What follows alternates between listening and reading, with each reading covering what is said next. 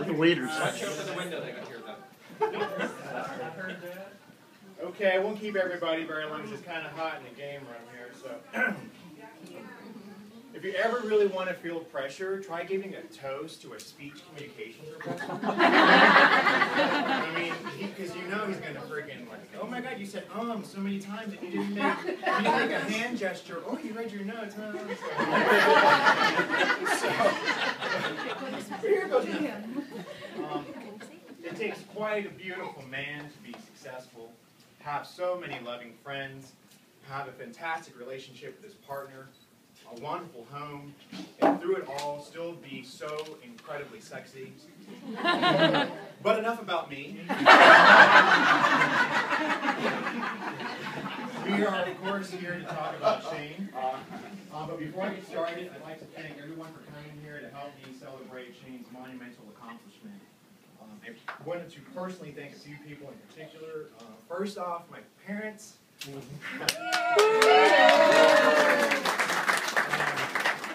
Who, of course, have always supported us, especially Shane, through good times and through bad. They've always been our voice of reason, and for that we thank you, and I love you guys. Also, where is Emily? Where's my assistant? Joe? That's Joe. Joe's. Yeah, Joe. Okay, so I want to thank my personal assistant, who I call Emily.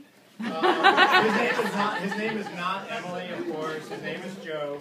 The whole nickname Emily evolved from the Devil Wears Prada. Because I told him Ryan Labrisa, you can ask him, if I walk in and there's not coffee sitting on my desk, I'm a total bitch. I would be like, did she go to Rwanda for the frickin' beans or what?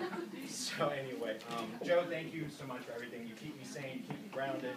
You put a lot of hard work and effort into this, down to the very last detail, all while still running my company, and which has had a record year, thanks to you especially.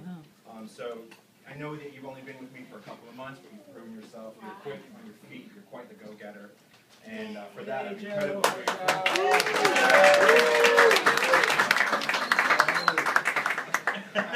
I know the future holds great things, and I'm sure it's going to be a great future for us. So thank you so much again for everything.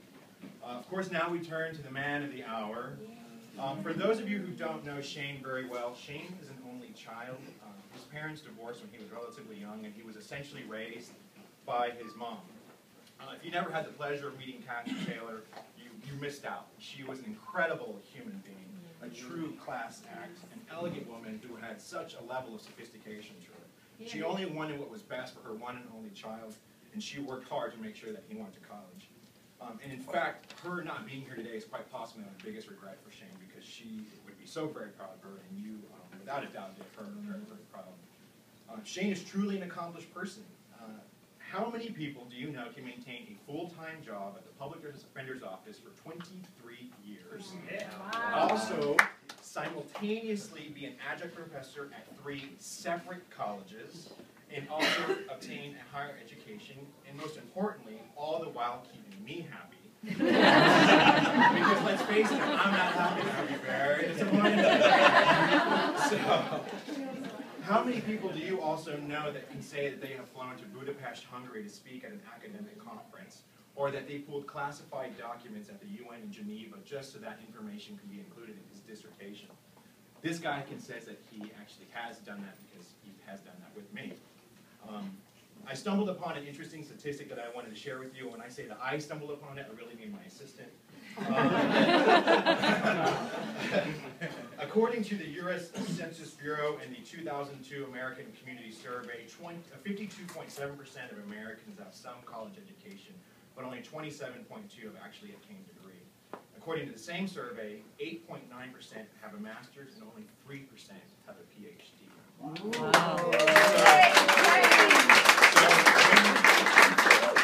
So when you take this into consideration and you look at those statistics, you listen to his life history, his academic research, his worldly travels, his dozen publications, all the rest of his accolades, he's quite possibly in the league of his own.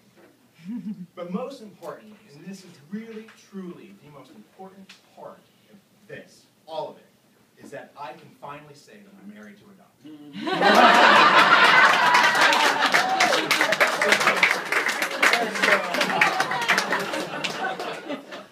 So with that in mind, ladies and gentlemen, without further ado, it is with my great pleasure that I introduce you, Dr. Shane Gunn.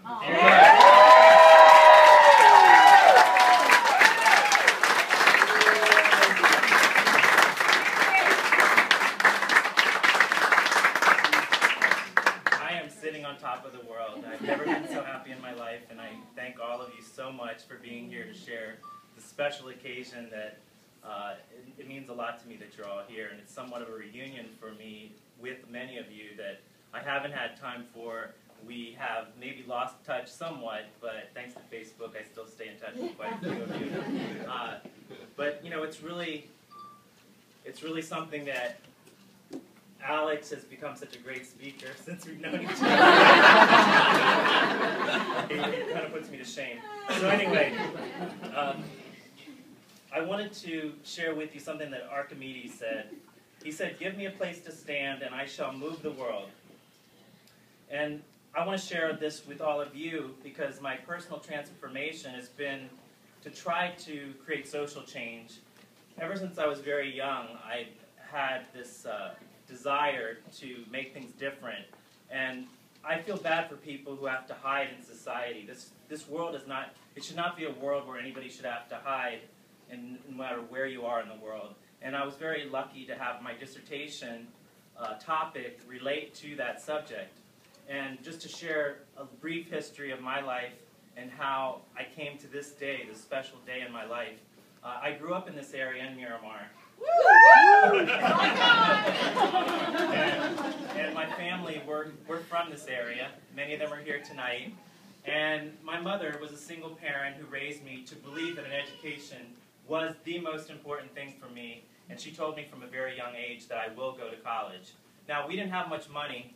She worked very hard as a secretary at the airport, and she was promoted to become an airport manager. But it was a tough thing for her without an education. She didn't go to college. And she had to compete with the people who had college degrees, and they wouldn't pay her the same amount of money. So when I went to college, she worked in the fitting room to be able to send me money while I was in college. At Marshall, she worked in the fitting room. So my mother cared so much about me and did whatever she could with what little she had to support me. And I wish she was alive to see this moment. And I'm lucky that my family, my Aunt Betty helped to raise me. She's here tonight. My grandparents were no longer with us, but a lot of my family members, my Uncle Bobby helped me get my first car so I could make it to college. My Uncle Eddie and Aunt Rosemary, they also have a bachelor's degree. I think he has a master's degree. So they were all encouraging. I have a very encouraging family, and I love them to death, and I'm glad that they're here. So I decided to work in the public defender's office. Many of you worked there with me, and I was able to work on a lot of injustices. You talk about social change. Fighting for these people who have very little, no one to defend them, the police practices that have been unfair to them. So I've been able to get involved with politics working there. Many of you know me. Through the 90s, I worked in a lot of the political campaigns. And then when I decided to take on this dissertation, I was lucky that Pedro DeJoles, he was a judge, and he helped me get admitted to the program along with Bob Butterworth, wrote me a letter, a lot of letters of recommendation. Howard Finkelstein supported me to get accepted into the PhD program. And this program is an intellectuals program. So I was able to study how to create social change by studying who these people were that created social change. So getting back to what Archimedes believed in, today, just as in classical antiquity, the place to move the world is in academia.